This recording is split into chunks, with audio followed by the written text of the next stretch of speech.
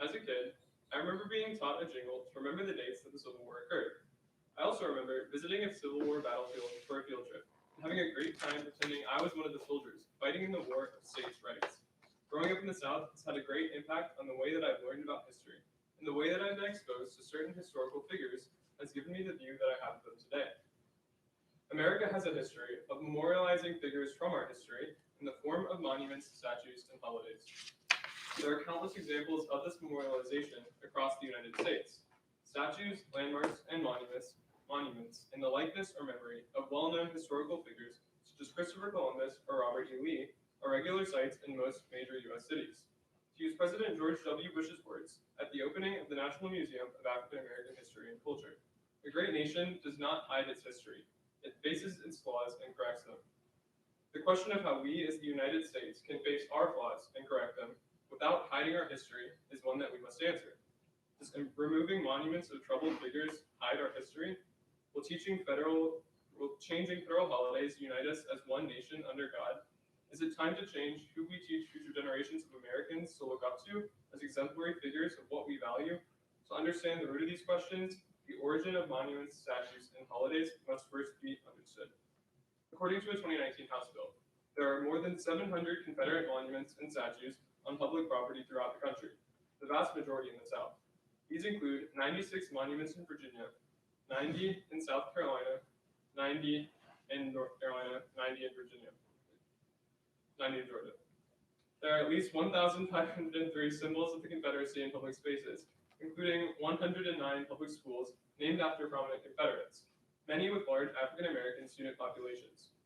Although one would think that these symbols and statues would have been made immediately following or during the Civil War, the majority of them were actually constructed much later, even into the Civil Rights Movement of the 1960s. The fact that these statues and monuments to Confederate figures were put up in droves at the same time that African American men and women were protesting the systems of racial discrimination and segregation that still existed in our nation decades after the end of the Civil War alone should call into question the intent behind their construction. This intent came into question again on August 12, 2017, in Charlottesville, Virginia, when crowds of rioters gathered in protest of the removal of a Confederate statue in the city, and a man rammed his car into a group of counter-protesters, killing Heather Heyer and injuring over a dozen others. Modern events have shown just how essential this conversation is, from the tragic events in Charlottesville to the calls for the removal of Columbus Day as a federal holiday. In order for America to reconcile with and learn from its complicated past, we must not allow monuments and statues that honor historical figures who did not represent the American values we hold sit on public land. These American values are defined in the Declaration of Independence, which declares, all men are created equal and are endowed by their Creator with certain unalienable rights, and among these are life, liberty, and the pursuit of happiness. America today has no room for a celebration of anti-American ideas and actions, ideas that infringe upon these fundamental rights, such as the owning of slaves or the killing of Native people groups. America's history is not perfect, and no person is perfect, but we must be able to draw the line between when we should and should not celebrate a historical figure. And people like Confederate generals and Christopher Columbus need to be taught to our children in the pages of a history book, not shining on a pedestal in the public square. There are two major sides to this debate. One side argues that all monuments and holidays for historical figures are good, and we should have them because they are pieces of our history that we should remember, and removing them would be erasing history. Another side argues that not all monuments and holidays for historical figures are good, and we should not have them because they are divisive, harmful, and give us an inaccurate view of history. I will be arguing that monuments and holidays for historical figures that do not represent America's ideals, as defined in our founding documents, should be removed from the public square. One common argument against the removal of statues and holidays that honor individuals is that their removal would erase history. Opponents of this view would argue that the removal of statues from public places is part of a widespread attack on America's past, in which we respect the past by attempting to elide it, in the words of Roger Kimball. This view has been echoed by many major political figures, such as former President Donald Trump, who in 2020 described the efforts to remove certain historical monuments as, quote, a merciless campaign to wipe out our history, defame our heroes, erase our values, and indoctrinate our children. In order to take this position, one must agree to the basic premise that statues, monuments, and holidays accurately teach history. This is not the case, because taking individuals out of context and putting them on a pedestal only presents them as a good and honorable example. History is not just the story of the good and noble events of the past. In fact, learning history is often revealing as to just how bad humans can be. We need to know the bad, not just the good of our history, in order to learn from the past. George Santayana is said to have coined the now famous phrase, "Those who cannot remember the past are condemned to repeat it."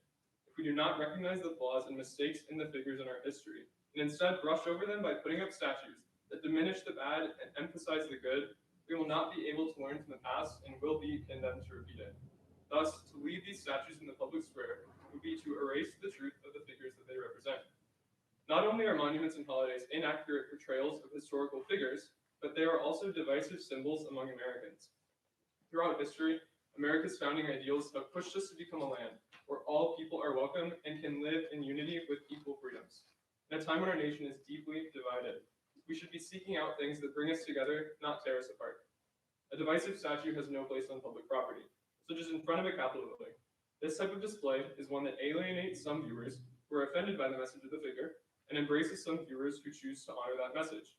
A statue of Andrew Jackson, America's seventh president, for example, could be hurtful to Native American viewers, who might see him as an enemy of their ancestors for his support of the Native American or the Indian Removal Act of 1830, which forced over 100,000 Native Americans to leave their land and move westward.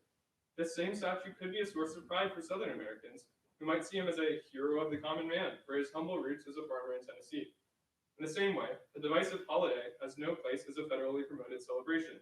If America dignifies Christopher Columbus by having a federal holiday in his honor, can a person who is a descendant of Native Americans truly celebrate and be unified over a holiday honoring a leader in the killing of their people? As Abraham Lincoln declared, "A house divided against itself cannot stand." The division caused by these monuments and holidays is not worth the price of our nation's unity. If I was placed on a committee to determine who would or would not have a statue in our city, I would ask if this person moved America forward in our progress towards our ideals that are expressed in our founding documents. America's history is rich with examples of what it looks like to pursue these ideals for all. And our children and grandchildren will look up to those that we now choose to honor. If we celebrate those that kept America from being the land that we hope it will one day be, where all can be equal, then we will never move forward in the pursuit of these ideals. The landscape that you grow up in, and the images that you grow up seeing as heroes, have a deep effect on you and your view of history. We need to truthfully represent history, so that future generations of Americans will not repeat the same mistakes that have been made and erased by our glorified memory of dishonorable figures we have chosen to put on a pedestal in our public square. Thank you.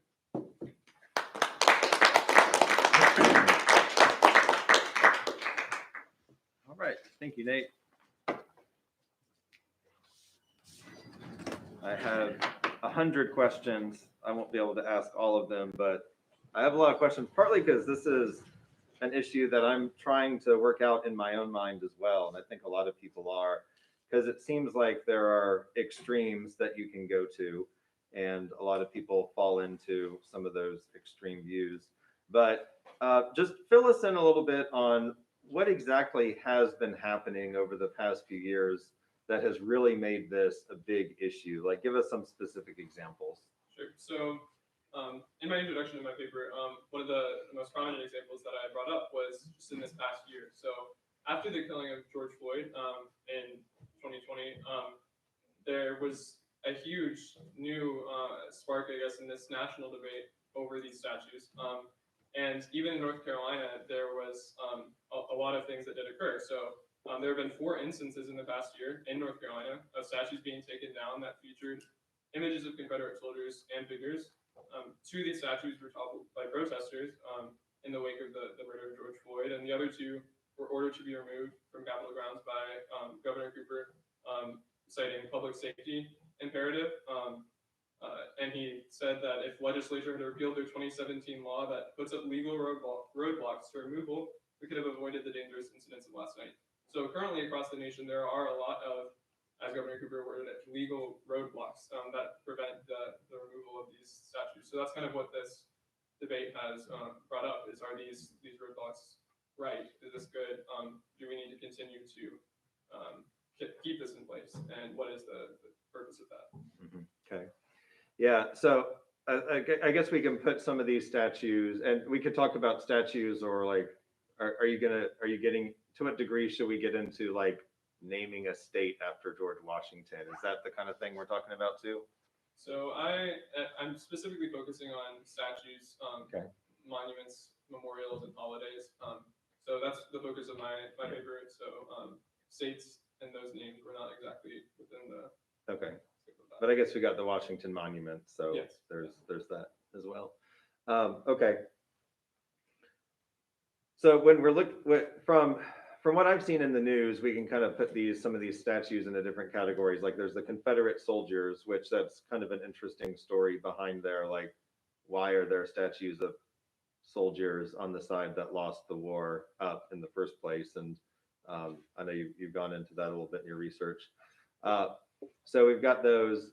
And then also in the news, I thought this was kind of crazy. I also remember hearing about like, I think a statue of Abraham Lincoln that was taken down by protesters or defaced over, America imports all kinds of things to the rest of the world, like music and movies, and also protests as well. So England was having protests, and I saw some pictures of statues of Winston Churchill that were defaced and had graffiti on them. And of course, Winston Churchill is the British leader who helped defeat the Nazis in World War II. I think I saw a statue of Frederick Douglass was taken down and maybe defaced. So what exactly has been going on? Are we protesting against something like Confederate soldiers who to many are a symbol of slavery and racial oppression? Or do we just want to tear and burn everything down?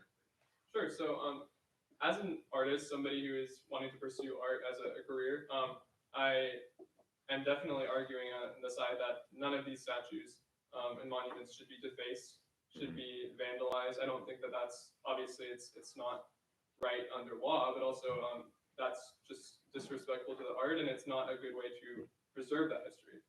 So even though these pieces of art maybe shouldn't be displayed in just the middle of a public street, maybe we should, we definitely should keep them and keep them in a place where we can look at them and learn from them and view them in their historical context.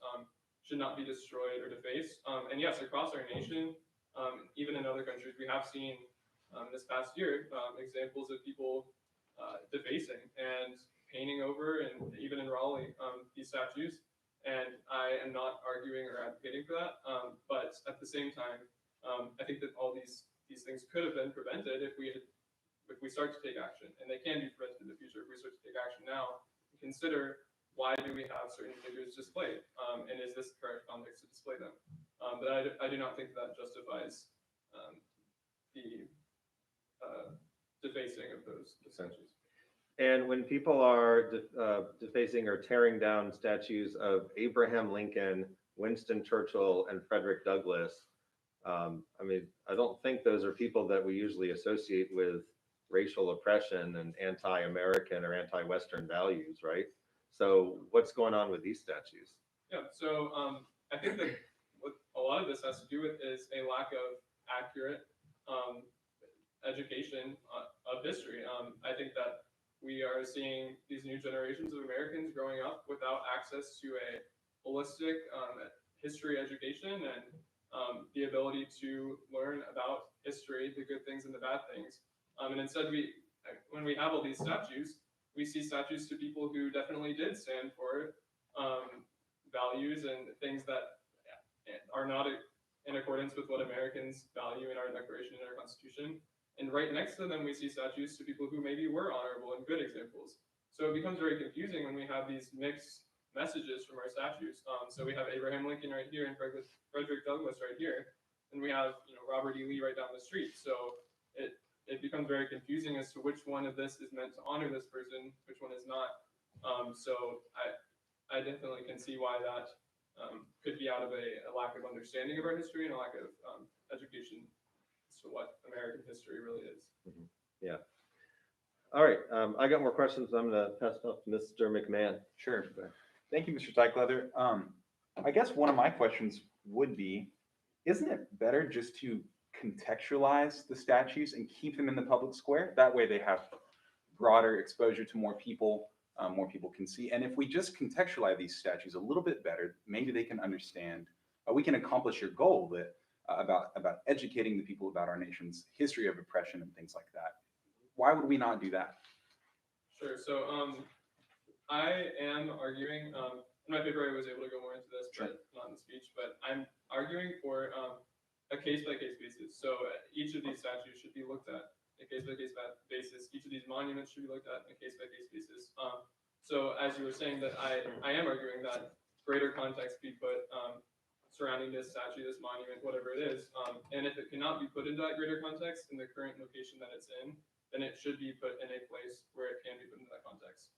So, for example, Washington, D.C., a lot of these statues and these monuments are just very large and obviously could not be moved and kept intact and kept in the state that they're in. So in that situation, there would have to be given greater historical context if it does not already exist, which I do think that in Washington, D.C., there's more opportunity for that to already be there. But if this monument or statue is not in a place where it's able to be put into that context and given that greater, broader historical perspective that a viewer could then learn about that from, then it should be put in a place where that's possible. I would argue that I think monuments like outside the Capitol building are not in a place where that's accessible. Do you think that it's possible that people that come from a heritage that has been oppressed might, this might sound counterintuitive, but might derive strength from seeing statues like that? And let me give an example. You talk in your paper about the Colosseum, and I've been to the Colosseum several times. When you talk about how it's kind of a monument to the power of Rome and the torture that and the death that many people encountered and suffered through, particularly Christians. And as a Christian, when I walk in, I think this is a place where my people, and I think in many ways the ties of faith are stronger than the ties of racial heritage. This is a place where my people suffered, they endured, and they overcame. I wouldn't want to remove the Colosseum. I want it to be there so that I can recognize this is what my people, my true brothers and sisters in Christ, have conquered. What would you say to something like that? Does that parallel exist with Confederate monuments? So I guess first with the Colosseum, when I brought it into my paper, that was as an example of why it has been kept and it's been deemed worthy of protecting, because otherwise it would have to be destroyed, right, as it would not be able to be moved. So that was just that's an example of where we can look at another nation, another monument that sure doesn't stand, or this historical site, it doesn't stand for necessarily something that is what it being there is now standing for. But it could not practically be moved, so it should be kept there to preserve that piece of history. With monuments, you mentioned Confederate monuments. I do not believe that Confederate monuments are historical sites. I think that if a monument or a statue can be moved, then it should be, if they can be put into greater context. And I think that if we look at examples of, for example, the 9/11 memorial, that is somewhere where you can go and see this memorial. You can become interested in learning about what 9/11 was and what occurred here. And then you can go and educate yourself and learn more even there. And it's not a monument to an individual, to a specific person. It doesn't tell you what to think about this event, but it's somewhere where you can go and it inspires you to think and to think deeply on what this event was and to learn about it for yourself. And it doesn't promote an individual. So you would be then more pleased with Confederate monuments, say on the federal land, like battlefields where the general had fought. Even if that's federal, you'd say this is acceptable, but probably not in downtown Richmond, Virginia, something like that. Yes. So in somewhere like a history museum, Sure, a battlefield, somewhere, places of those sorts, where the purpose of going there is to inform yourself on history. Right. Not somewhere where you just drive past and you just view this monument, this statue with no further information. Thank you. Mr. Chugin? Thanks, Nate. As Christians, can we be supportive of monuments for individuals at all? Or is this just a form of idolatry that we should be avoiding in the first place? So one of one of the most interesting things that I got to research for this paper was this concept called American civil religion. So this was a concept that was trained by Robert Bellah, and in the words of Jewish Rabbi Dana Evan Kaplan, Americans embrace a common civil religion with certain fundamental beliefs, values, holidays, and rituals in parallel to or independent of their chosen religion. So I think when we look at our nation and our monuments and statues, the statues that we see, they deify the individuals that they represent. So within this American civil religion, this concept, those could almost be seen as American idols. So we see these deified historical figures that become almost perfected when we put them on a pedestal. So I think as a Christian, we have to especially draw the line when we're thinking about these issues of, are we just putting people on pedestals, putting them in statues to remember them, or are we actually falling into idolatry here? Are we making idols of our history, of these figures? They were just men and women. We know that all men and women are flawed. We know that all men and women are not perfect. We know that God is the only one who is deserving of our praise and all the glory. So if we have crossed that line and we are now glorifying and deifying individuals from our history, men and women, flawed men and women on pedestals, then I think that as a Christian, I would have to object to that. I would have to be against that because we are called to have no other gods before the one true God. So, and I believe that we often have crossed that line, and this is one instance where we have done that. Okay, how do we determine as Christians where to draw that line then when a monument for an individual is deifying that individual or when it is just a memorial or what have you, whatever the purpose behind it is? Sure. So I think that we can look at a few examples. One would be the Vietnam Memorial in Washington, D.C. So here we see statues of huddled men and women, these soldiers who were fighting in the Vietnam War. And when you go there, you're not presented with a specific message or purpose behind these statues. You just go there, and that's kind of what you're given, and you go on to interpret that for yourself and to learn from it, kind of similar to the 9/11 Memorial as I was speaking about. And I think that that's actually where we're starting to move, just with statues, monuments, historical remembrance in general. We can see kind of that shift in our nation and in other nations. And I think that for Christians, that can be a form of historical memory that we can get behind and that we can support because it is important to know our history. It is important to know the places where our history unfolded. It's important to be informed on that. And as Christians, we should be able to be informed on that so that we can love our neighbor better, so that we can live better in our nation and with others. But I would actually argue that statues and monuments to individuals, from a Christian perspective, I could not support that really in any case, because I don't think that Christians are called to deify and to glorify men and women. I think that God is the only one deserving of that honor. So if I was tasked with replacing a monument to an individual, then this would be what I would argue would be the best way to do so.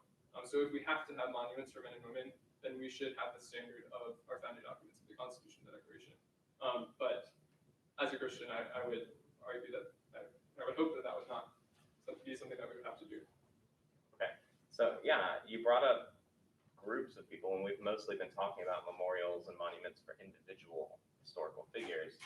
But you would probably argue then, it seems that monuments for groups, particularly, it seems it's usually for the deceased, like dead soldiers or people who died in an accident or whatever it is, that is okay because it's not one individual is being raised up on a pedestal. We are just remembering a group of fallen individuals. Yeah, so I would argue that there's a That's difference perhaps where between we could draw the line. an individual and a group for Okay. Okay. On that, well, not necessarily on that note. Okay. You talked at one point about motive behind monuments, and that can be important in our evaluation of them. You particularly brought it up in your speech in regards to Confederate monuments and the time period in which they started to pop up, and could that potentially question the motive? In your opinion, then, would you say that monuments, the motive behind monuments, are they just simply propaganda, or can there truly be the virtuous reason behind these monuments? So one of the earliest statues in the United States that we have recorded being put up is, or one of the earliest statues of George Washington. A quote from the resolution of the Virginia House of Delegates. This was in 1784 when they put up this monument. They stated that it was to be erected as a monument of our affection and gratitude to a man who had given the world an immortal example of true glory. So even from the earliest statues in the United States to individuals that these statues were put up in this case, Washington, the intent was clearly stated that it was to show the affection and gratitude for that individual and to show that they were an example of true glory, explicitly stated here. So if we look at many of these monuments, we can see that the intent was very clearly to glorify that individual and to honor them. And I also researched post-Holocaust Germany, and Susan Neiman shares a book called Learning from the Germans, Race and the Memory of Evil. And she writes that statues, somber, in her words, somber, valiant figure, dignified in bronze or stone, as a way of lending dignity to the cause itself. Placing it in public spaces reflects, at the very best, ambivalence about the values for which that soldier died, whether or not any particular soldier shared them. So we can see that monuments and statues are not put up with just the intent of being ambiguous in what they're for. You don't build a statue to someone that you don't believe is worthy of honor and worthy of that glory that will come along with that. I think that they're inseparable, and in my opinion, I would say that that's why all of these statues for individuals, the intent behind them is not something that's honorable or right. Okay. So as a Christian, if we would like ideally to get rid of, let's just say as Christians, we wanted to get rid of all monuments to individuals just because of the danger of it potentially leading to idolatry or the deification of an individual. Have you thought of or come across any good alternatives where we can still perhaps honor the values or ideals of these individuals, but not necessarily them? Are there any good alternatives to monuments, I guess, is what I'm asking. Sure. So in my paper, one of the things that I talked about was just, as I've referenced, different examples of monuments that are not to individuals, of historical sites that are meant to commemorate an event or to commemorate a time or a significant point in our history that don't point you in the specific posture of how you should view this individual or how you should look at this individual. And I think we've seen many successful examples of that, some of which I've already referenced. And I think that as we move in that direction, we are going in the right direction. So as a Christian, that is something that is encouraging to me. I think that if we're going to continue to put up statues for individuals, as has been the precedent for a long time in our history, if we just look at our Capitol building, there's a whole room of statues, and that's something that I don't think is going to change in the near future.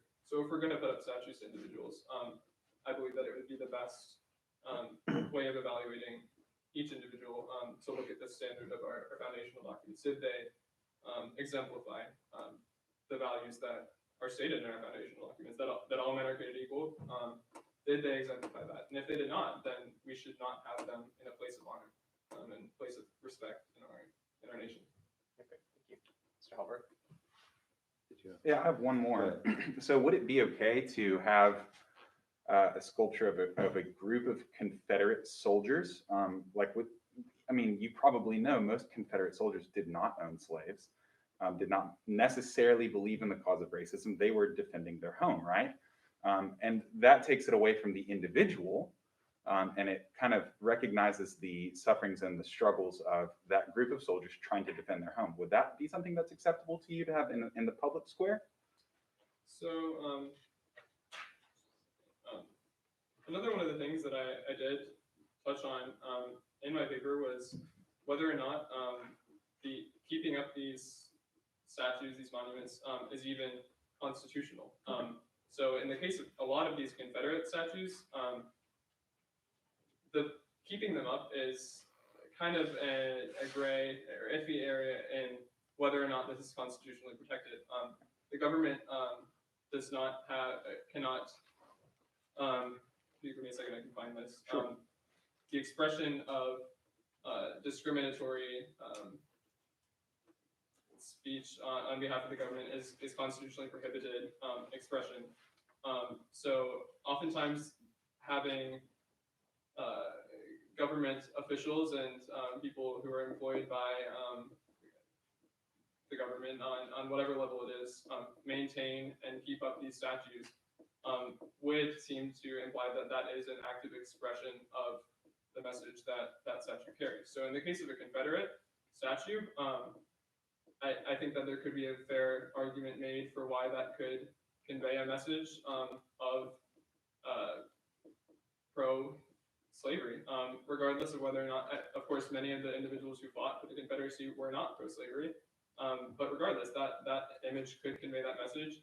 So I think that that is a very hard case to argue for why that would not be an expression of that message, and therefore I don't know that it could even be said that it's constitutional for that to be allowed to be put up. In the case of other statues that are not per se discriminatory on the basis of race or religion, that could be an argument that might be made, but with Confederate statues, I think that it would be very hard to make a case for why that should be kept up. So we're kind of following public understanding of how something is viewed rather than maybe the truth of the way that that subject, being the Confederate soldiers, actually existed. I think that the way that the message that a statue or image conveys, the way that it affects someone, it can be true. If it negatively impacts someone and it conveys a certain message to someone, then that is true that it conveys that message to someone. Who knows if maybe in the future, if we do look at our history education and work to better inform future generations on what our history is about, what these individuals stood for, what the Confederacy fought for, then that could be something that in the future we will be able to have more remembrances that people will be able to see and learn from.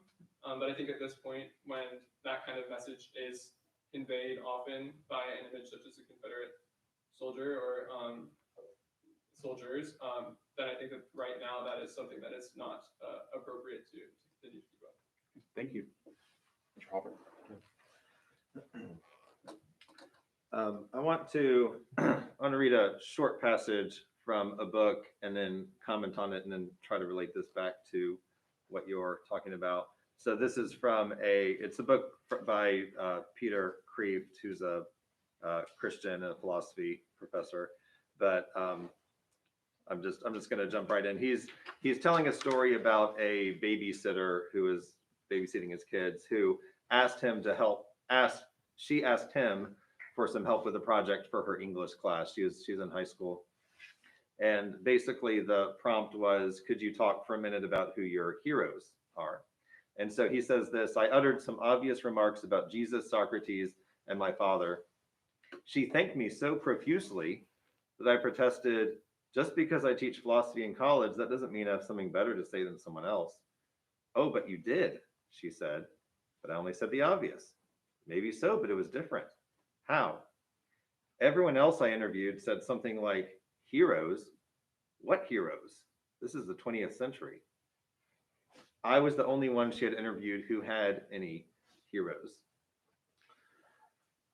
I really like how you're bringing so many nuances to this discussion. We're not going to tear them all down, but we're not going to leave them all up. We got to think carefully.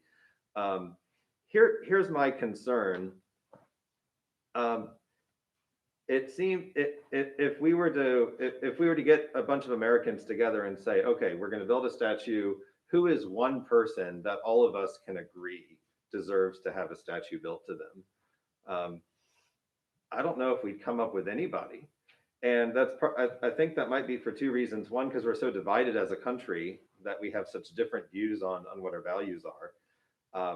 And then second, because we have such standards of you have to be, Superman in order for us to accept, have a statue of you. And it also seems like, and you see this today in like cancel culture, like our standards of what's acceptable change all the time. So, let's say we build a statue to Harriet Tubman. She was a great woman. Well, at some point, someone's going to point out that she wasn't like pro-transgender enough. And so that's problematic, and we need to not have this statue anymore. So, so my concern here is that I don't think there's anyone who wouldn't be divisive because we're so divided as a country. And it worries me that that we seem to be a country with no heroes, and if we'll put aside the Confederates for a minute. Someone, I can't remember who it was, referred one time to Confederate statues as the world's greatest participation trophies. But anyway, putting the Confederacy aside for a minute, looking at the founding fathers, if the people who wrote the founding documents don't represent the values in the founding documents, then who does? So I guess that's all. The question is, can we ever agree on having anyone to build a statue to? And if not, is that indicative that we do live in a country with no heroes?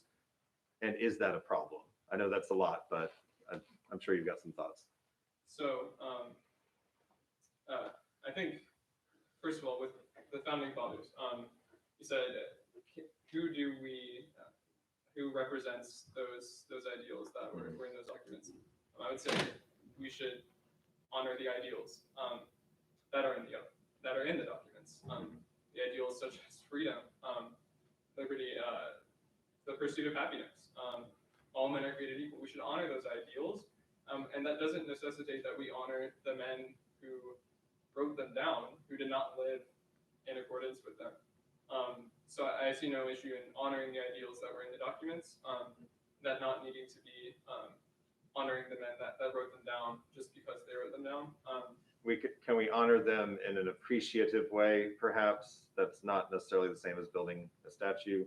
Well, sure. I mean, if they pass them on to us, we ought to honor them in some way. Right? I guess I think the thing that's most worthy of honor would be those ideals. And yes, they are the men who wrote down those ideals. And if we go to Washington, D.C., we see monuments to many of our founding fathers, very prominent monuments. And I think that is something that is such a piece of our history that it is something that everyone can learn from. And it's almost a different argument when we're talking about our founding fathers, just because oftentimes there is not the same, I guess, just level of understanding with our founding fathers as you would see with like Confederate soldiers or something. I think that there's more education about our founding fathers, but again, I would say the ideals that they wrote down, that they represented, should be what we honor. And with your question on heroes, I think that one of the problems is that maybe people will argue that we don't have heroes, but I think that we don't honor people who should be heroes and who should be good examples. We have statues to people, like you were saying, like in the Confederacy, they lost. We have statues up to these losers across our nation. We don't have statues up for the good examples. Like people that I mentioned in my conclusion of my paper, like Harriet Tubman, for example, like you mentioned, or just great innovators like Frank Lloyd Wright, or explorers, Neil Armstrong. Like we have all these people in our history who were great examples of these ideals. And yet we don't honor those when we're deciding who we're going to honor in these statues and who we're not going to honor. So again, I think those that are going to be making these decisions are not just going to be, just like surveys of a group of citizens. Currently, it's like the state legislature in North Carolina is who would be deciding who is put up in a statue and who is not. So I'm arguing that the standard that each person should be held to should be our Constitution or Declaration. That as Americans, that is the only standard that we can have in common. So we should appeal to that standard. And I just believe that would be the most logical standard to appeal to. Okay. I think that's a good place for us to end. Thank you so much.